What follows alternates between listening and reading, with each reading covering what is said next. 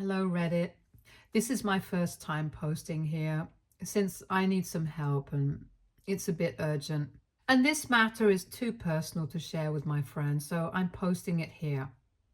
I, 52, female, have been a single mother to my son, 25, male, and have raised him on my own since he was born. My husband unfortunately passed away while I was pregnant with him. He had an aneurysm in his sleep, and by the time I woke up, he was gone. Since then, I have raised him on my own, and I have honestly sacrificed a lot. Something that other single parents can also attest to. And I'm not saying that he owes anything to me because I'm his mother, but a little appreciation would be nice. Unfortunately, he ended up telling me that he did not want me to attend his wedding a couple of days ago because apparently, according to his fiancé and her family, I did not look like I was rich enough to fit in with the kind of people that would be present there. And that was incredibly hurtful. So I did something really underhanded as well. And that's really not in my nature. But I just couldn't help myself. All of this started 2 years ago when he first started dating Zoe. He met her through friends, from what I know, and she belongs to quite a wealthy family. Her parents own one of the top real estate firms in the state, and they are pretty much rolling in money. She looks the part as well, always dressed in luxury brands from head to toe, and she owns 3 cars herself. In comparison, I obviously look like a peasant since I'm just an economics professor in college. I do make a decent amount of money, and it has been good enough for me and my son since that's how I've been able to pay all the bills and the rent and afford to be able to raise him single-handedly for the past 30 years. At least it used to be good enough for us until he started dating Zoe, and then things started changing and getting weird between us. Just for the record, I never had a problem with his relationship with Zoe or her as a person until recently. Even though after the first time we met, my son had called me up later on to tell me that I needed to start changing certain things about my house so that it looked better. He had said that the fact that most of the furniture in my house looked really old was pretty embarrassing for him since he had been to Zoe's parents' mansion and it was crazy how beautiful and shiny everything was. So he wanted me to at least put an effort into making my home look better. And we had a fight after the first meeting because I did not think that there was anything wrong with the way my house looked. And the fact that certain things were really old just meant that it had character. I did not want a shiny, glamorous lifestyle like Zoe or her parents because I knew that I could not afford it, and I wanted to live within my means. I was perfectly happy with how my life was, and I did not have any complaints, so he had no reason to be complaining about it either, because some of the things that he wanted me to replace, like some furniture and stuff, had actually been picked out by my late husband, and I really valued them. So we got into a fight back then, and I told him that if he was so embarrassed of me, then maybe he shouldn't have introduced me to his rich girlfriend in the first place. And then he realized that he was being a jerk and apologized to me later, and we were able to patch things up. But after that, he never brought Zoe over to my place, and I only met her a handful of times. And I met her parents once when they got engaged, and I attended the party that they threw. Even then, my son had a lot to say about the way that I was dressed, and he said that it was an engagement party, so I should have put more effort into how I dressed. But according to me, I was dressed perfectly fine. I'm not stupid. I could tell that his real problem was with the fact that I was not dressed in luxury brands and I was just wearing things that I could afford. But I guess he was too afraid to say it. Anyway, I tried not to mind that, and even though he had started being very distant from me ever since he had introduced Zoe to me, I still tried to keep in touch with him. But then 3 days ago, he visited me and told me that after Zoe and her parents had met me at the engagement party, and they did not think that I would fit in with the crowd that would be present at their wedding, since it would be mostly their friends and other business associates who worked with her parents, but none of his family members. And since Zoe's parents were funding most of it, he thought that it would be better for him to respect their wishes. He even said that he would have a private ceremony later on and I would be invited to that. But for now, he just wanted me to understand where he was coming from because ultimately he did not want me to feel out of place. I was very hurt when he said that and I started crying. But then he got really exasperated and said that there was nothing worth crying over this because it was just a fact that I did not look rich enough to fit in there. And he did not want me to embarrass neither myself nor him. He told me that he had hoped that I would understand, but I was just being selfish by not caring about his image in front of his in-laws. And once I stopped crying, I told him to get out of my house and never come back. He tried to argue, but I just screamed at him and asked him to leave. Once that was done, I was still pretty upset, so I decided to do something that I'm not sure was the right move or not. So a couple of weeks ago, I had actually helped him get the venue that he wanted for his wedding. When I called him to check up on him a couple of weeks back, he had been telling me that he was struggling to finalize the venue. Apparently, the place that he wanted was something that Zoe had her mind set on, and it was not something that had been listed in the properties that their wedding organizers had shown them. But it was a really beautiful place, a little out of the city. However, the owner was not willing to put it up for rent and had refused to let them get married there. And he had been trying to negotiate with this person for ages, along with Zoe's parents. But he just refused to give it up, no matter how much money they offered him. And Zoe was equally stubborn. She had refused to even consider any other place. And now there were just a couple of weeks to go for the wedding, and they had even sent out invitations with that address printed on them on Zoe's insistence. But they still hadn't been able to finalize the place and were still trying to negotiate with the owner. When he told me the name of the owner, I realized I knew this person. I realized I used to go to college with this guy, and I immediately thought that maybe I could help him out, but I wanted it to be a surprise, so I just told him I was sorry about it, and I hoped that things would work out for him somehow. But then I decided to reach out to this guy somehow, and after speaking to him for a couple of days, I figured that the reason he was not willing to rent out his property for any events was because him and his wife were worried that if they allowed events to be held there, the people hosting would trash the place, and it had happened a couple of times before. So they did not want that to happen, and they wanted to preserve the natural beauty of their property. But I told him that this was my son that we were talking about. Since he knew me personally, I could vouch for the fact that none of this was going to happen. And on top of that, Zoe's parents were also the owners of the top real estate firm, so he did not need to worry about whether the place would get trashed or not. It took me a while, but after a few days, I was finally able to convince him, and he agreed to speak to my son. I was also able to convince him not to mention my name because I wanted to tell them about it after the wedding and surprise myself. Anyway, once I was able to convince him, he agreed to it, and my son was really happy. He did not have any idea I was behind all of this, and I guess that was why he was so confident when he told me that I was not wanted at the wedding. Anyway, after he paid me that visit, I was very hurt, and I decided to call up the owner of the place, and I explained to him what had happened just now.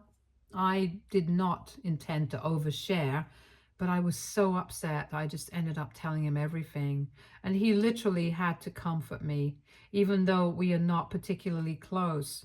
But him and his wife were really kind to me and told me that they were going to back out of the deal because they did not think they wanted to have anything to do with such an ungrateful person. I thanked them, and the very next day they told me that they had returned the money that they had taken in advance and had informed them that they would no longer be able to rent out their property to them, so they had to look for someplace else. Zoe's parents had apparently been furious and had even threatened to sue them, but they said they did not care about any of it. There were still 2 weeks to go for the wedding, and the papers that they had signed clearly stated that they were perfectly within their means to cancel up to 1 week before the event was supposed to be held. So they couldn't exactly sue them on any legal grounds because they had stuck to the contract. It's not their fault. They didn't get their lawyer to read the fine print in a hurry. So now they did not have a venue, and I felt pretty vindicated. So much so that I decided to put all of this in a letter and send it to my son. It was a petty move, I agree, but he had hurt me a lot over the course of the past couple of months, and I just couldn't tolerate this anymore. So I explained everything in my letter, and instead of posting it, I went to his house that evening itself, knocked on the door, and left that letter on the doorstep before driving back home. To make sure that he wouldn't be able to reach out to me after that, I decided to block him as soon as I got into the car. And later that night, he paid me a visit once again, but this time he cut a much more sorry figure. He told me that he had come over as soon as he had finished reading the letter, and he was here to apologize because he had no idea that I was the one who had managed to get that venue for him. He was literally crying and said that he was really sorry about the way he was treating me, and he had no idea that it would hurt me so much. But now he had spoken to Zoe, and even she was quite upset. So he needed me to speak to the owner and fix the situation for him. Because there were just 2 weeks to go before the wedding, and all the invitations that had the venue's address printed on them had already been sent out. So they really needed my help at this point. He started begging me to help him out, but I told him that the way that he had been treating me for the past couple of months, ever since he had started dating Zoe, had been absolutely unacceptable, and the things that he had said were really hurtful. So I didn't think that I wanted anything to do with him after this, because I had believed that I had raised a good man.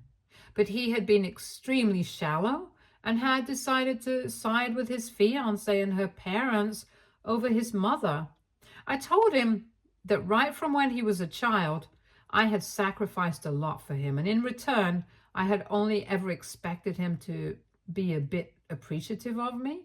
But he had made it very clear that he was ashamed and embarrassed by me, and did not want to claim me as his family just because his fiancée and her parents were not on board with it and were embarrassed by me. He said that he was going to take it all back, speak to Zoe and her parents, and get them to apologize to me as well. But for now, he just wanted me to speak to the owner and fix the situation so that they could get married in the venue that had been chosen already. I told him that I had already spoken to the owner and I was not going to keep disturbing them again and again. So now they had to figure out a way to deal with this on their own, because I would not be able to help them out in any way whatsoever. And then he started getting pissed off and told me that I was being really unreasonable right now. So I told him that he had to leave because I could not help him out. I was feeling pretty adamant at the time, but he just seemed to give up and told me that I was free to do whatever I wanted. But if I did not help him out this time, I was going to lose him forever. Because he had never thought of me as a vindictive person, but clearly I was being extremely selfish, and he was sick of having to balance these two because it was just so much pressure on him. He told me that he couldn't keep up with this balancing act, but at least Zoe would be understanding. He claimed that he was exhausted and was done with it. Then he left. And since then, I've been worried about whether I have made the right choice or not. So I'm here to ask AITA for refusing to help my son get back his wedding venue? Update 1. Hi, so it's been a week since I've spoken to my son last, and I still haven't reached out to the owner of the venue to fix anything. I had been pretty conflicted about what I needed to do, but things are clear to me now. I was just being a sentimental fool, but I thought things through now, and my son is old enough to deal with this on his own. Besides, I really don't even think that I could get the owner to change their minds after what I told them, because they seem pretty firm on their decision.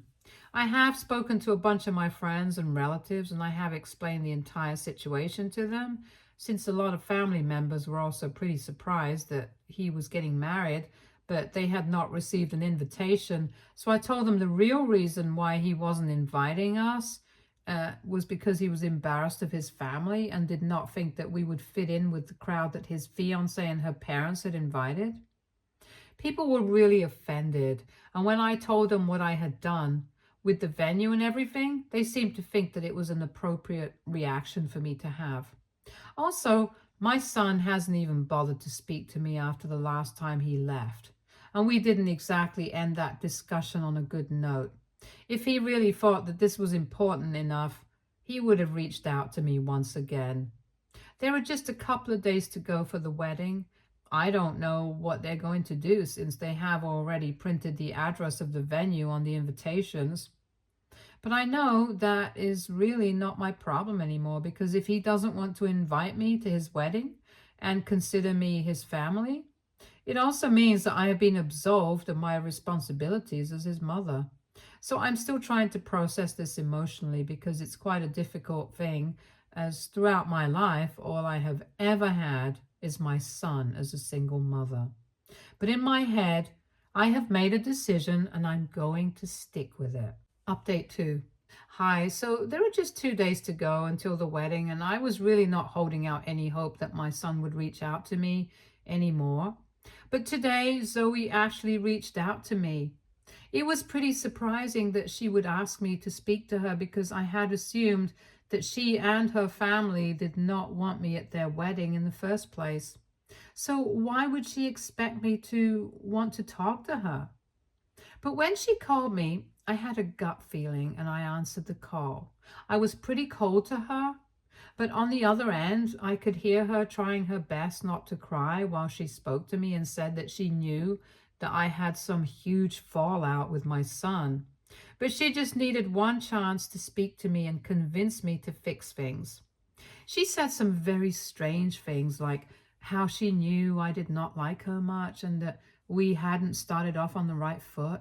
But she really respected and admired me and always had. So now she wanted me to speak to the owner of the venue and try to fix this situation, even though she knew that I was in a fight with her fiancé at the moment.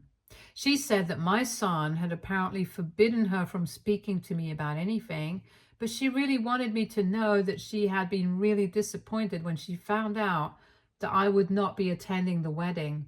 That was really weird. And I snapped at her and told her that she did not need to put on an act with me, because I knew that she was the one who had told my son that she and her family did not think that I was going to fit at the wedding, which is why I had not been invited and my son had turned against me because of them. There was silence on the other end for a couple of minutes, and then it went to say that neither she nor her parents had said any such thing, and there must have been some misunderstanding. After that, both of us were really confused. And I insisted that this was exactly what my son had told me. And she, on the other hand, said that she had said no such thing, and in fact my son had told her that I was the one who had refused to attend, because apparently I did not like her and did not approve of her family, because I thought that they were too arrogant and snobbish. Once we had swapped stories, we realized that my son had been feeding us both a bunch of lies, because in all probability, he was the one who was embarrassed and was throwing Zoe and her family under the bus just so that he wouldn't have to invite me to the wedding and show everybody at the wedding that he did not exactly belong to their world.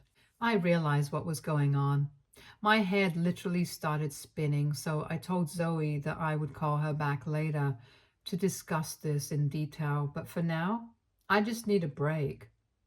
After about half an hour, once I had managed to process this, I called her back and we talked about this some more. I told her everything that happened right from the beginning, how my son had always made it seem like she and her family had a problem with me, but she claimed that she had never said any of those things, and neither had her parents said anything that my son had claimed.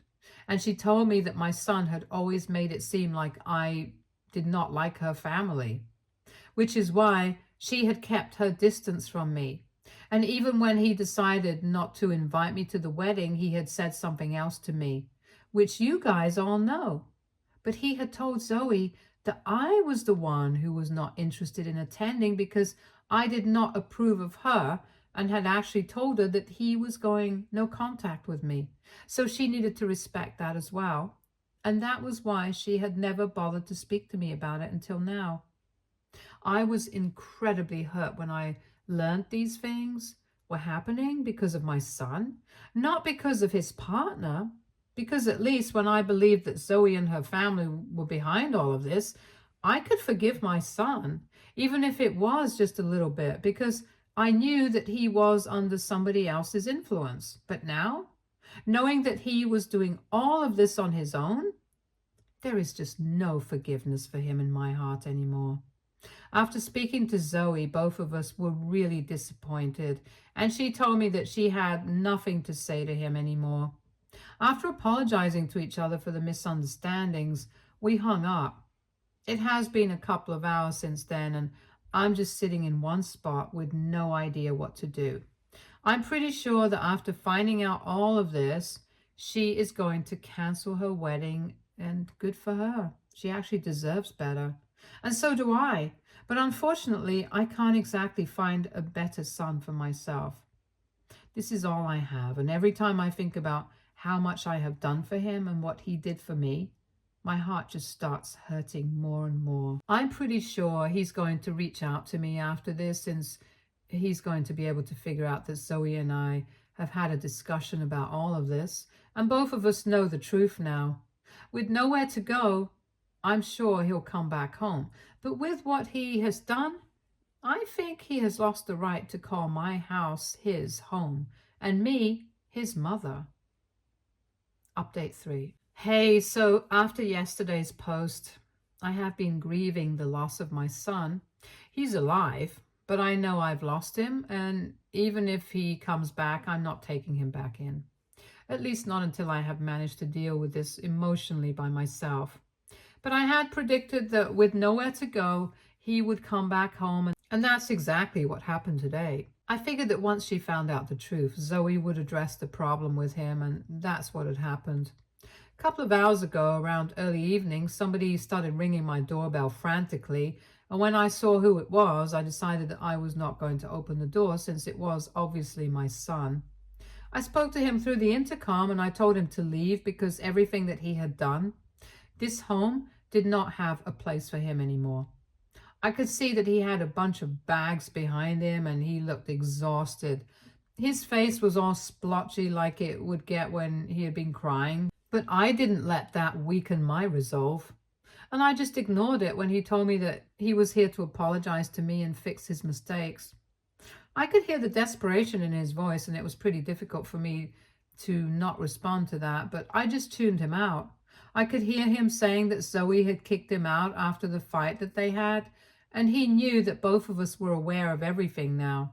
He kept speaking about how things had been really difficult for him, adjusting to Zoe's world, and in the process of trying to do so, he had started acting like somebody he wasn't, and he was really sorry that he had been embarrassed of me and his family and where he came from.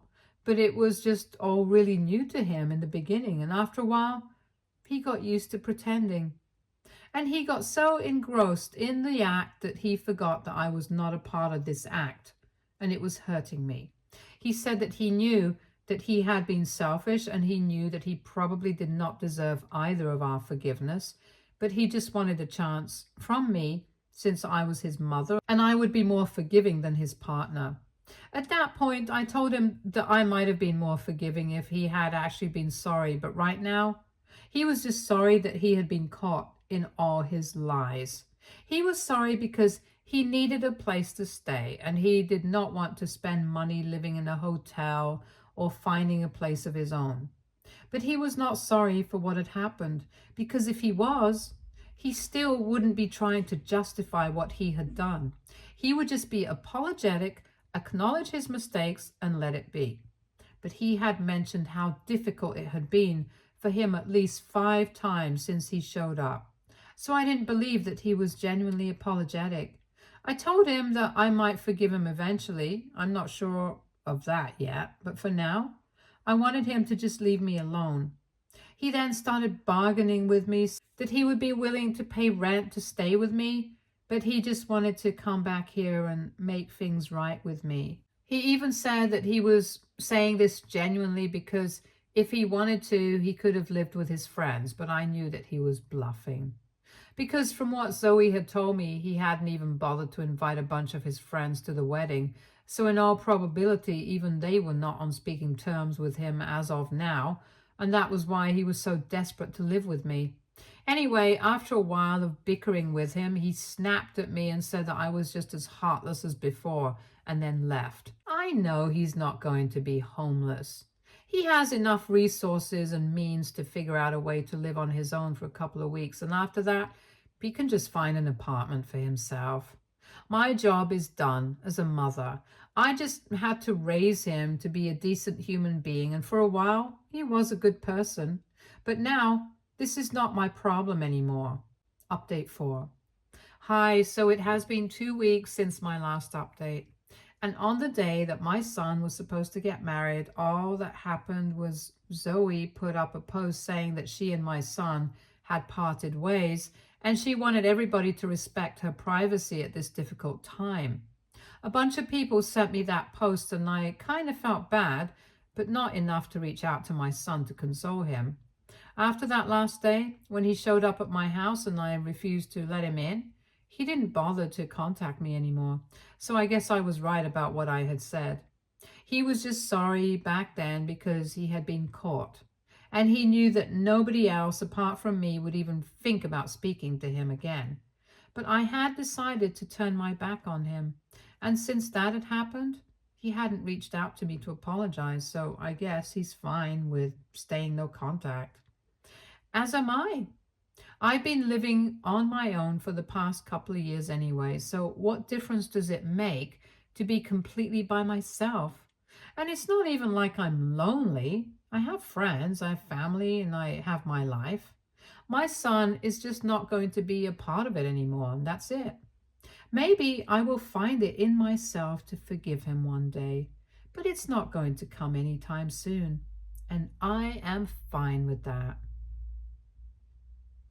Stay tuned for more stories from Argo Relationships.